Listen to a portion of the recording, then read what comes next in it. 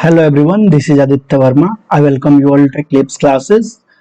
आज के इस सेशन में हम स्टडी करेंगे माइक्रोब्स इन सीवेज ट्रीटमेंट। ठीक है, तो सबसे पहले हम देखेंगे सीवेज क्या होता है। सीवेज होता है हमारा वेस्ट वाटर,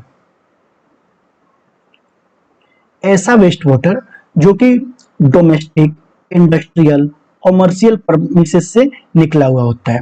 डोमेस्टिक जैसे कि कोई हमारा वॉशरूम से जो वेस्ट वाटर निकल रहा है, या इंडस्ट्री से कोई वेस्ट वाटर निकल रहा है, या कॉमर्शियल पर्पज से निकल रहा है वेस्ट वाटर। ठीक है, ये सब आके मिलते हैं एक हमारे वेस्ट वाटर के नेटवर्क से, जिसको हम बोलते हैं सीवेज। आई बात समझ में? सीवेज क्या होता है? तो सीवेज जो होता है, सीवेज में हमारा लार्ज क्वांटिटीज में ऑर्गेनिक मैटर्स प्रेजेंट होते हैं और माइक्रोब्स प्रेजेंट होते हैं। ऑर्गेनिक मैटर क्या होता है कि जो अनडाइजेस्टेड पार्ट होता है, undigested part like our fecal matter. ठीक है, ये सब कैसे होते हैं? बहुत ही पैथोजेनिक होते हैं। ठीक, फिर हमारा topic need for sewage treatment. तो सीवेज को ट्रीटमेंट की जरूरत क्यों होती है? जैसा कि हमको पता है, हमारे सीवेज में क्या प्रेजेंट होता है?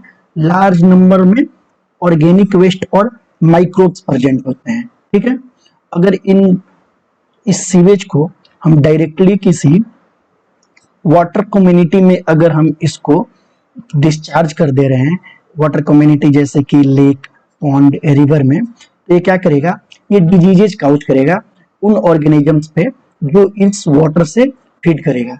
कोई एनिमल हो या ह्यूमन हो, अगर कोई इस वाटर से फीडअप करेगा तो वो क्या होगा? इन्फेक्टेड होगा। वो क्या करेगा? एपिडेमिक काउज करेगा। एपिडेमिक मतलब कि कोई large quantity, large number of population which are get infected. ठीक है, उसको हम क्या बोलते हैं? एपिडेमिक बोलते हैं।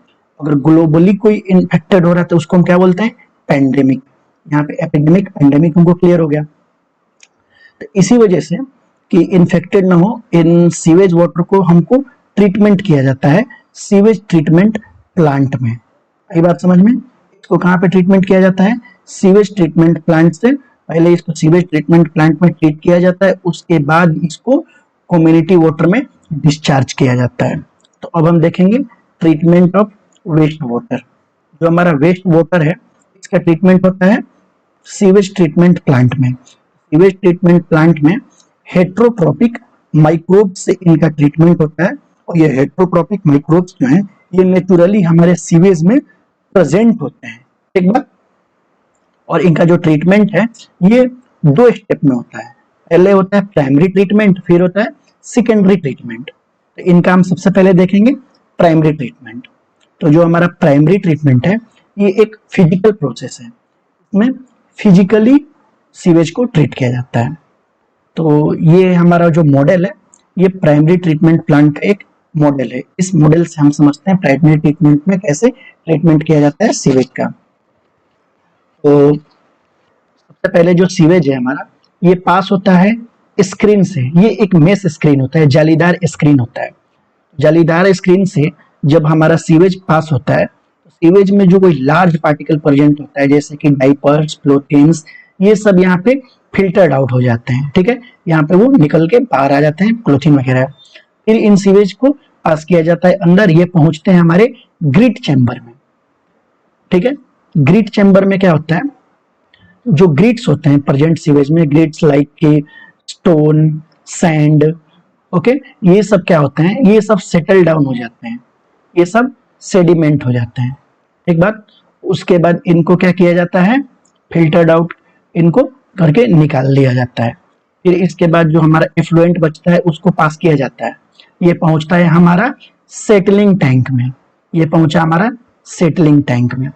सेटलिंग टैंक में क्या होता है? जो सीवेज में हमारे सस्पेंडेड पार्टिकल्स हैं वो सेटल डाउन होते हैं। ठीक है, सेटल डाउन होते हैं, और उनको क्या हम बोलते हैं? Primary sludge. ठीक है, यहाँ पे सब कुछ दे रखा है, यहाँ से आप लोग नोट्स बना सकते हैं पॉइंट वाइज। ठीक है, और जो ऊपर पार्टिकल बचता है, नीचे सेटल हो गया, उसको बोलते हैं प्राइमरी स्लज, और ऊपर जो बचता है उसको बोलते हैं हम एफ्लुएंट। और वो इफ्लुएंट पास होके जाता है हमारा सेकेंडरी ट्रीटमेंट के लिए। अब हम देखेंगे सेकेंडरी ट्रीटमेंट। सेकेंडरी ट्रीटमेंट जिसको हम बोलते हैं बायोलॉजिकल ट्रीटमेंट। प्राइमरी ट्रीटमेंट क्या था हमारा, फिजिकल ट्रीटमेंट था, ये कैसा है, बायोलॉजिकल ट्रीटमेंट है। ठीक है, तो जो हमारा प्राइमरी ट्रीटमेंट से पास होके जो सीवेज आया वो इंटर करता है एरिएशन टैंक में। एरिएशन टैंक में क्या होता है, एरिएशन टैंक में नीचे से एयर पास किया जाता है।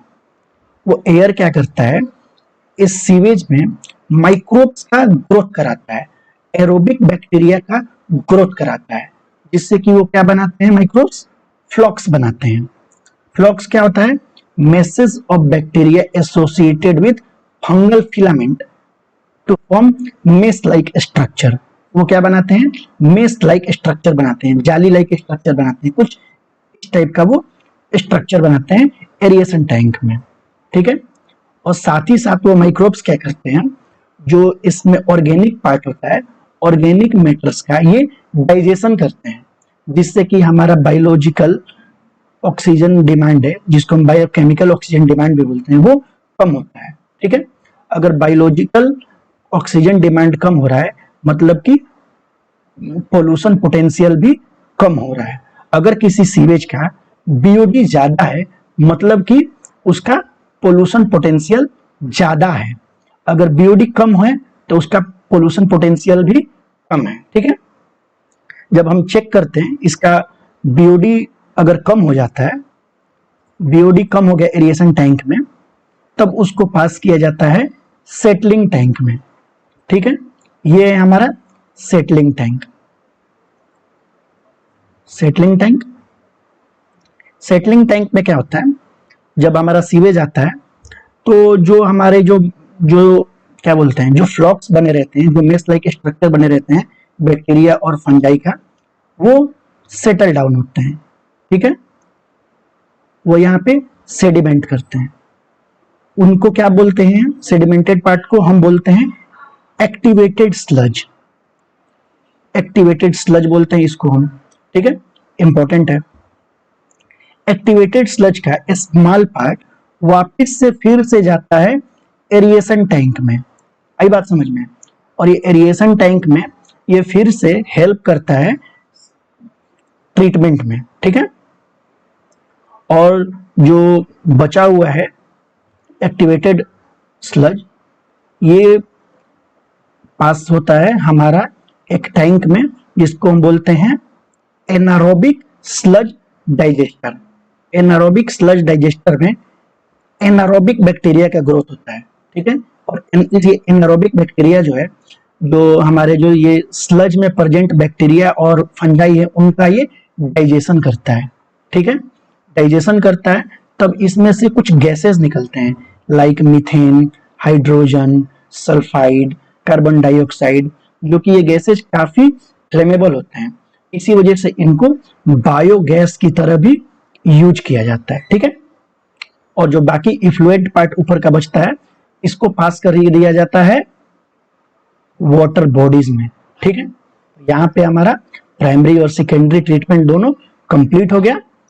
तो गाइज मिलेंगे हम नेक्स्ट लेक्चर में एक नया टॉपिक के साथ, जो कि है माइक्रोब्स इन बायोगैस प्लांट। ठीक है, सो गाइज बाय बाय।